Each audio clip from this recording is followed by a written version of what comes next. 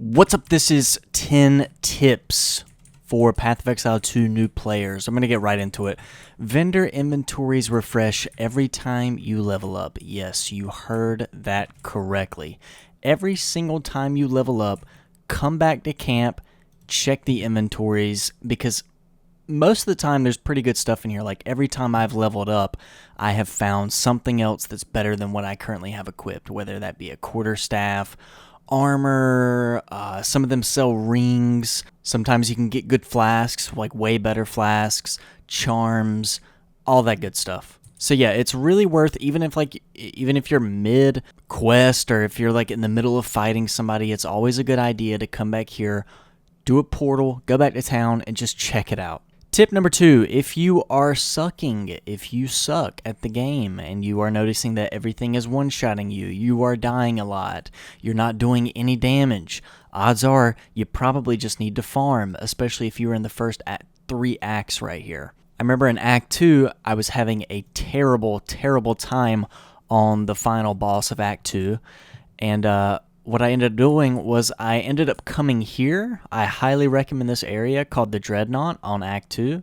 I highly recommend you just coming through here, killing everything. Just come through here and kill everything, and then go back and do it all again, okay? What I would recommend doing is pretty much playing this area until your XP bar does not move at all. That's what I did. It got me pretty prepared for Act 3, and it made the final boss way much easier on Act 2. Another tip about farming zones is if you need to reset it, because, you know, if you were to do this whole thing and then come back from the beginning, if the instance hasn't reset, there will be no mobs, just loot on the ground and dead bodies. So what you do is you go to the waypoint, go back to the Dreadnought, hold Control, click it, new instance. Resets all the mobs. I'll show you right now. See, look at that. All brand new stuff for you to kill. Brand new stuff. If you're in Act 1 or 3 or anything like that and you're having problems with leveling up and you need to farm, literally go to any zone up here that's a level or 2 below you or even at your level. It does not matter. You know, just wipe through the whole zone. I mean, you know, put on a YouTube video on your second monitor if you have to. You know, it is a little tough, but, you know, 30 minutes to an hour of grinding can really make a big difference. Tip number 3 was actually how to reset zones. I've already shown you that. Click here, click any zone, click new. All right, the next tip, I guess we'll just call this one tip number 3 since the zone one kind of went in with the last one. Tip number 3, always, always, always, always try to get boots that have increased movement speed. This game makes you feel like a slug, like an absolute slug. So it's always a really good idea to have movement speed on your boots. I mean, it makes, like, especially later in the game, it makes clearing maps easier.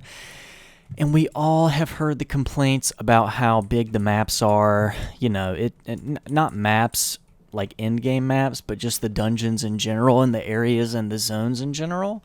They're very large and they are very tedious to get through. So having movement speed makes a big, big, big difference. Tip number 4, pick up all of the blue and rare items that you can. Min-maxing filling up your inventory and portaling back to town and just dropping them off in a stash tab.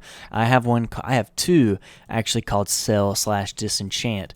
What I do is I pick up as many blue and rare items as I can that I'm not going to use. I bring them back here, drop them off, go back, drop them off, come back, drop them off. And after I'm done, you know, with whatever I'm doing, I come back here, come to whoever can disenchant items, throw those bad boys in there. That gives you Regal shards, okay? And Regal shards, eventually they'll turn into Regal orbs, and I'm pretty sure also you get transmutation shards. I could be wrong, but another thing with that is dismantling gear that has sockets in it. Rune sockets like these, or that has quality. Most of the time, if you hover over an object on the ground, you can actually see if it has quality on it, but you can take quality items and items with rune sockets, bring it to the salvage bench, and then get some artificer shards. And so yeah, the whole premise of this tip is pick up everything you can, disenchant it, or bring it to the salvage bench. If you're not sure how to get the salvage bench yet, it is in Act 1, and it's one of Renly's quests, so don't forget to do that one. Tip number 5, if you're playing this game, you probably at least bought the $30 early access version. With that version, it gives you 300 microtransaction gold coin currency. What I would highly recommend you do is not get any of this. Don't ignore all of these cosmetics. Just go to stash tabs and get yourself a few stash tabs. You have enough money to get at least a currency stash tab, maybe a premium, maybe a quad stash tab. There's even a stash tab bundle that gives you 6 for half of your coins, and then you have some left over for, say, a currency stash tab or a gem stash tab, because gems can get out of hand. I mean, just look at all the gems I have here. Yeah, you're probably going to need a gem stash tab. I actually had to buy a second one because I ran out of space on this one, 500 out of 500.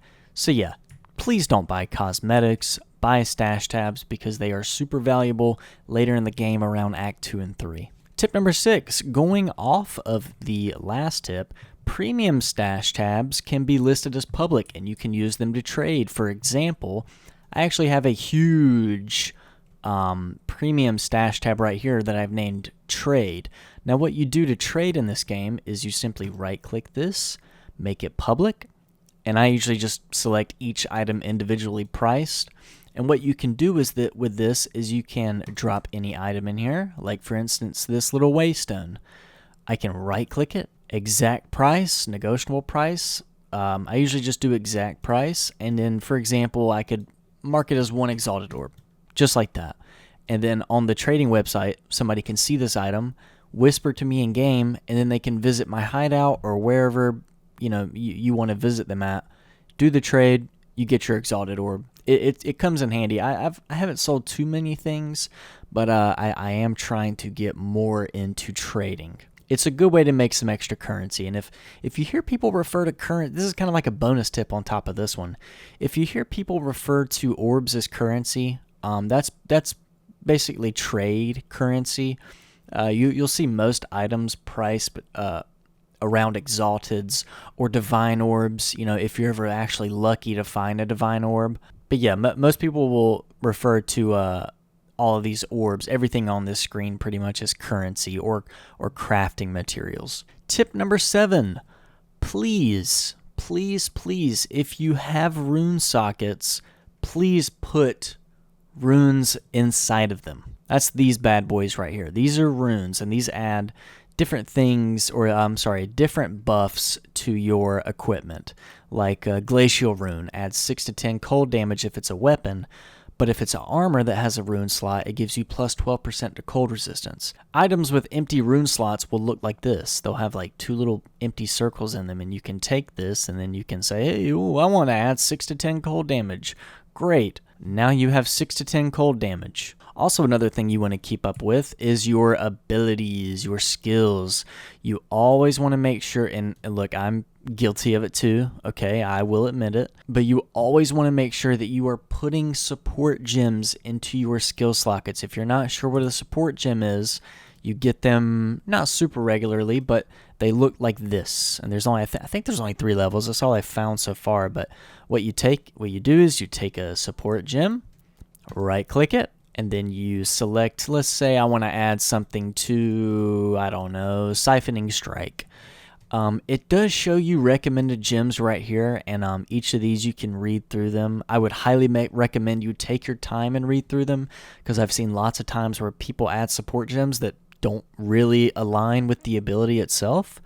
But also if you uncheck this, it shows you everything that's highlighted for the most part is able to be used on the ability that you are trying to find. Also, on most screens like this, you can type in keywords like, let's see, speed. So now I'm looking at support skills that have the word speed in them, or you could do mana. Let's see, mana. Yeah, so these have mana. Life. Let me see, life. Yeah, so you see what I mean? All of these in some way may benefit your ability that you're trying to use it with. Going off of that tip, there's a lot of bonus tips in this video, so I'm probably just going to name it 10 tips. But another tip is up here, also on the passive skill tree.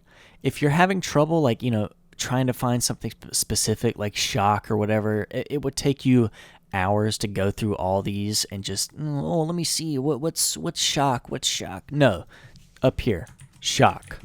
Now, if you zoom out, everything is going to be blinking and highlighted that does some kind of shock enhancement.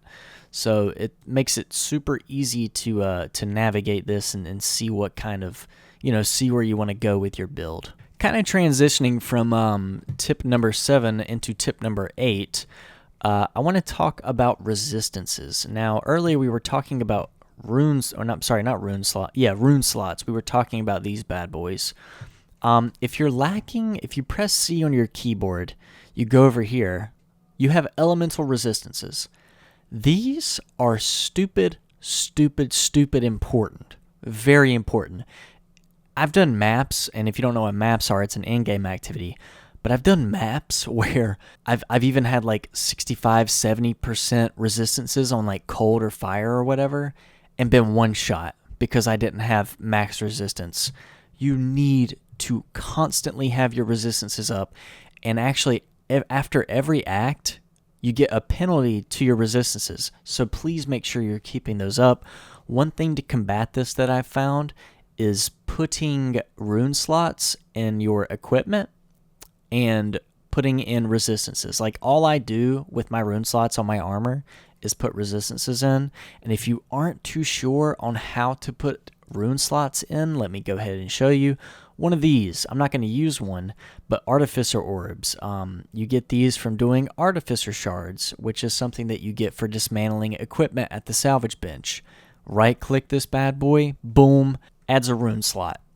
And then you want to put any kind of resistance you are lacking into that rune slot. And I guess tip 9, but also the final tip, because there's been so many like bonus tips, I guess, attached to this video, is I highly recommend a loot filter. And let me explain what a loot filter does. Okay, so I'm at the Dreadnought just to show off what a loot filter does.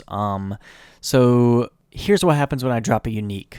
Look at this. Way bigger text. It makes a unique sound effect. It's very hard to miss. Very hard to miss. Here's what happens when you drop a Regale Orb. Ooh, boom. Exalted Orb. Ooh, that ain't that satisfying. These, not so much. You get the idea. Makes the text bigger, and it makes a sound effect, and it has this cool little glowing, I guess, beam coming off of it. That has been super useful.